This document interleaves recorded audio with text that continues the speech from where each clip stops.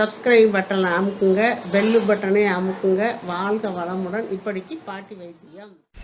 வணக்கம்ப்பா, உங்கள் பாட்டி பேசுகிறேன்.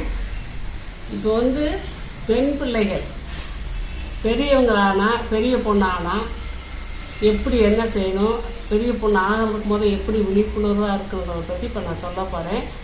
அது எல்லாத்துக்கும் தெரியும், ஒரு சிலருக்கு தெரியாட்டி பாட்டி சொல்கிறேன், கேட்டுக்கோங்க. எப்படின்னா, அந்த காலத்துலலாம் பொம்பளை பிள்ளைய 13-14 வயசுக்கு மேலே தான்ப்பா பெரிய பொண்ணு ஆவாங்க. இப்போ அப்படி இல்லை, 10 வயசில் ஆகிடுறாங்க, 11 வயசில் ஆகிடுறாங்க. இதெல்லாம் ஏன்? அவங்க சாப்பாட்டு முறைகள்லாம் மாறி போச்சு. எது எடுத்தாலும் இன்ஸ்டன்ட் இப்படிலாம் சாப்பிட்றாங்க. அந்த பிராய்லர் கோழியை வேறு முக்கியமாக சொல்கிறாங்க. நம்மளுக்கு அது என்னன்னு தெரியல. இவங்கெல்லாம் சொல்கிறத பார்த்தா அதுதான் காரணம் போல. பிராய்லர் கோழி, இந்த இன்ஸ்டன்ட் சாப்பாடு, இப்படியெல்லாம் சாப்பிட்றதெல்லாம் அவங்களுக்கு உடம்புக்கு இந்த மாதிரியெல்லாம் ஒரு மாற்றுதலை ஏற்படுத்தி 10 வயசு 11 வயசுலாம் உட்காந்துறாங்க. அது எவ்வளோ கஷ்டம் அவங்களுக்கு. குழந்தைங்க அவங்களுக்கு என்ன விவரம் தெரியும்? அந்த வயசுலலாம் அப்படி ஆனால் எவ்வளோ அவங்க கஷ்டப்படுவாங்க. அதோட ஸ்கூலுக்கு போகணும். அந்த காலத்துலேயே பெரிய பொண்ணானா வீட்டில் வச்சுக்கிறாங்க, இப்போ ஸ்கூலுக்கு அனுப்புகிறாங்கப்பா. அதோட பாவம் அந்த குழந்தைங்க எவ்வளோ கஷ்டப்படுவாங்க. அதனால் நீங்கள் இந்த பிராய்லர் கோழி, இந்த வெளியே விற்கிற சாப்பாடு, இதுகளை எல்லாம் பூரா நிப்பாட்டி பொம்பளை பிள்ளைகளை நல்லபடியாக நீங்கள் வளர்க்கணும்ப்பா. அப்படி இருக்கிறப்ப அதுகளுக்கு சொல்லியும் கொடுக்கணும். அந்த வயசு வந்துருச்சுன்னா நம்மளுக்கே தெரியும். குழந்தைகளை பார்த்தா ஒரு மாதிரி பழப்பழன்னு இருக்காங்க, உட்காந்துருவாங்க அப்படின்ற மாதிரி நம்மளுக்கு தெரியும். அந்த நேரத்தில் அவங்க தாய் தான் அவங்களோட நல்லா ஒரு ஃப்ரெண்டாக பேசி செஞ்சு, இப்படிம்மா இப்படி நீங்கள் ஸ்கூலுக்கு போனாலோ செஞ்சாலோ பிளட்டு மாதிரி வரும், அது ஒரு உடம்புல இருக்க கழிவு, அது லேடிஸுகளுக்கு அப்படி தான் வரும். அதனால் நீங்கள் அதை பார்த்து பயப்படுறாங்க. நம்ம யூரின் போகிறோம், மோஷன் போகிறோம், அந்த மாதிரி ஒரு குறிப்பிட்ட வயசில் குழந்தைகளுக்கு பெண் குழந்தைகளுக்கு அது ஒரு கழிவாக பிளட்டு போகும். அதை கண்டு நீங்கள் பயப்படக்கூடாது.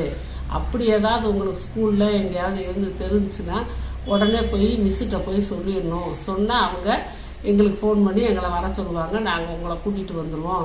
வீட்டிலே ஆனாலும் அம்மாட்ட சொல்லணும், அக்காட்ட சொல்லணும், பக்கத்தில் அத்தை இருந்தால் சொல்லணும், பாட்டி இருந்தால் சொல்லிடணும். நீங்கள் என்னமோ ஏதோ பயந்துக்கிட்டே இருக்கக்கூடாது அப்படின்னு முதலே அதுங்களுக்கு ஒரு தெளிவை உருப்படுத்தி வச்சிடணும். அப்போ ஓஹோ இப்படித்தானா அப்படின்னு அவங்க புரிஞ்சுக்கிடுவாங்க. ஏன்னா அது புரியாத வயசு. நம்ம தான் அம்மா தான் புரிய வைக்கணும். இதெல்லாம் சொல்லி அதுங்களை ரெடி பண்ணி வச்சுக்கணும். அப்போ என்னன்னாலும் அது பயப்படாது. ஒரு சில பசங்கள்லாம் என்னடா இப்படி பிளட்டு வருது, ஏதோ காயம் போட்டுருச்சா இதுன்னு பயந்து அழுக ஆரம்பிச்சிருப்பாங்க. அவங்களுக்கே ஒரு பயம் வரும். அதே மனப்பிரச்சனையாக கூட மாறும். அதனால் நம்ம முதலையே கொஞ்சம் கொஞ்சமாக சொல்லி அவங்கள ரெடி பண்ணி தயார் பண்ணி வச்சிடணும்ப்பா. அப்படி ஆயிட்டாங்களா அவங்களுக்கு பொம்பளை பிள்ளை வலுவாக இருந்தாத்தே குடும்பத்தில் நல்ல முன்னேற்றம் ஏற்படும். அவங்க தான் நாளொன்னையும் பார்க்குறவங்க. ஆம்பளை பிள்ளைகளுக்கு அப்படி கிடையாது. அவங்க எப்படியும் சாப்பிட்டுக்குருவாங்க, அவங்களுக்கு உடம்புல சத்து இருக்கும். இந்த மாதம் வெளியே பிரச்சனை இல்லாதனால அவங்க ஸ்ட்ரென்த்தாக இருப்பாங்க. அப்போ பொம்பளை பிள்ளைகளை நம்ம நல்லபடியாக கவனிச்சுக்கிறணும். ஏன்னா அவங்க தான் குழந்தை குட்டி பிறணும். வாழ்க்கையில் எவ்வளவோ இருக்குது அவங்களுக்கு. பொம்பளை பிள்ளைகளுக்கு சொல்லித்தரதுக்கு அவ்வளோ இருக்குது. அப்படிங்கும் போது நம்ம பொம்பளை பிள்ளை பெரிய பிள்ளை ஆயிடுச்சுன்னு தெரிஞ்ச உடனே நம்ம அவங்கள உற்சாகப்படுத்துகிற மாதிரி, நம்மெல்லாம் அதனால சந்தோஷப்படுத்துகிற மாதிரி அவங்களுக்கு காட்டிக்கணும். நம்மலாம் சந்தோஷமாக இருக்கோம் அப்படிங்கிற மாதிரி காட்டினாலே அதுங்களுக்கு ஒரு உற்சாகம் வந்துடும். சரி, நம்ம ஏதோ ஒரு பெரிய பொண்ணாகிறதுக்கு ஒரு தகுதியாக இருக்கும் போல், எல்லோரும் சந்தோஷப்படுறாங்கன்னு அப்படின்னு இருக்கு அவங்களுக்கு. அப்போ நேரத்தில் நம்மளுக்கு அவங்களுக்கு பூ வைக்கிறதும், அவங்களுக்கு ஸ்வீட்டு நல்லதுக்கெல்லாம் தரதெல்லாம் அதெல்லாம் ரைட்டு தான். ஸ்வீட்டுன்னா கடையில் வாங்கி தராதிங்க, வீட்டில் ஏதாவது நல்லபடியாக செஞ்சுதாங்க. ஃபஸ்ட்டு இந்த பெரிய பொண்ணு ஆகிறவங்களுக்கு உளுந்து தான் இப்போ மெயின். தோளோடு இருக்க உளுந்து அது கொடுத்தீங்கன்னா அவங்களுக்கு காலம்பூரா பிரச்சனையே இல்லை. இல்லாட்டி இடுப்பு வலி வந்துடும். ஒரு குளத்தை பிறக்கவும் அவங்களுக்கு சத்து இருக்காது, இடுப்பு வலி வந்துடும், பிரச்சனை வரும். அதனால் பெரிய பொண்ணு ஆயிடுச்சா உடனே கருப்பு உளுந்தை வறுத்து மிஷினில் கொடுத்து, நான் யூடியூப்பில் போட்டிருக்கேன் பெண் குழந்தைகளுக்கான கருப்பு உளுந்து லட்டுன்னு. அந்த மாதிரி செஞ்சு ஒரு நாளைக்கு காலையில் 2, மத்தியானம் 2, சாயந்தரம் 2, 3 நேரம் அந்த லட்டை கொடுங்க. முட்டையை நாட்டுக்கோழி முட்டையாக வாங்கி வச்சுக்கோங்க. பிராய்லர் முட்டை வாங்காதீங்க. நாட்டுக்கோழி முட்டையை வாங்கி உடைச்சி அதை ஒரு டம்ளரில் ஊற்றி வெறும் வயிற்றில் குடிக்க சொல்லிடுங்க. அப்புறம் அதே முட்டை ஓட்டில் நல்லெண்ணெயை ஊற்றுங்க. அந்த அளவுக்கு தான் கரெக்டாக ஊற்றி அதையும் டம்ளரில் ஊற்றி குடிக்க சொல்லிடுங்க. இப்படியே செய்ய சொல்லுங்கள்.